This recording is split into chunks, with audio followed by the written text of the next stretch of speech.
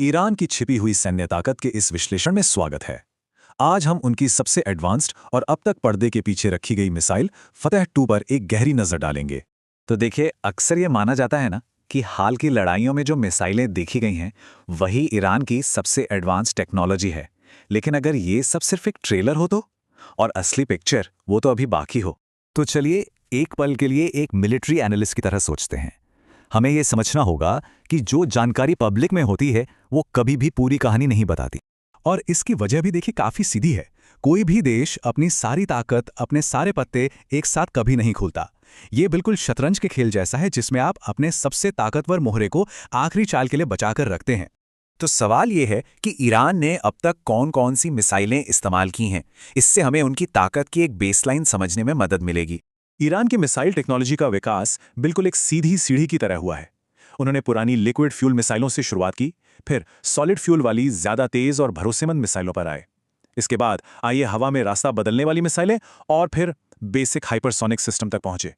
लेकिन कहानी यहां खत्म नहीं होती।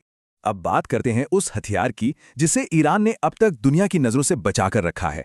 यह सोचना बहुत बड़ी भूल होगी कि ईरान की सबसे ताकतवर मिसाइल हम देख चुके हैं।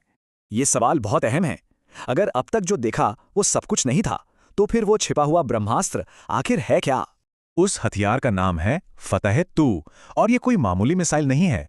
ये है एक हाइपरसोनिक ग्लाइड व्हीकल यानी HVG, एक ऐसी टेक्नोलॉजी जो जंग के सारे नियम बदलने का दम रखती है। तो ये HVGV होता क्या है?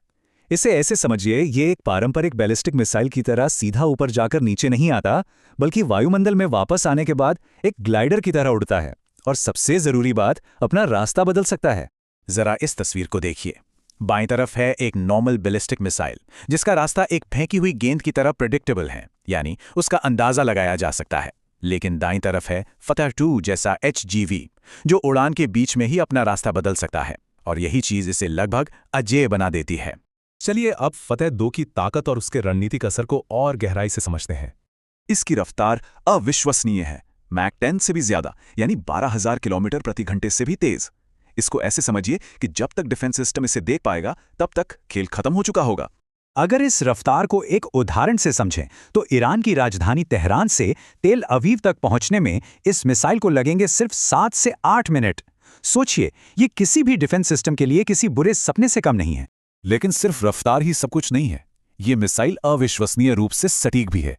इसका जो CP है यानी सर्कुलर एरर प्रोबेबल, वो सिर्फ 10 मीटर है। मतलब ये अपने टारगेट को एक फुटबॉल मैदान के आधे से भी कम एरिया में हिट कर सकती है।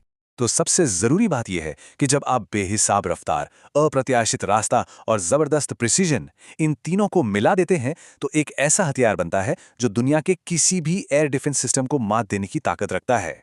तो अब सवाल ये उठता है कि अगर ईरान के पास इतना ताकतवर हथियार है तो वो इसका इस्तेमाल कर क्यों नहीं रहे? क्या ये सिर्फ एक दिखावा है या फिर इसके पीछे कोई गहरी सोची समझी रणनीति काम कर रही है? खुफिया एजेंसियों का मानना है कि ये सब एक प्लान का हिस्सा है। इसके पीछे कई रणनीतिक कारण हो सकते हैं।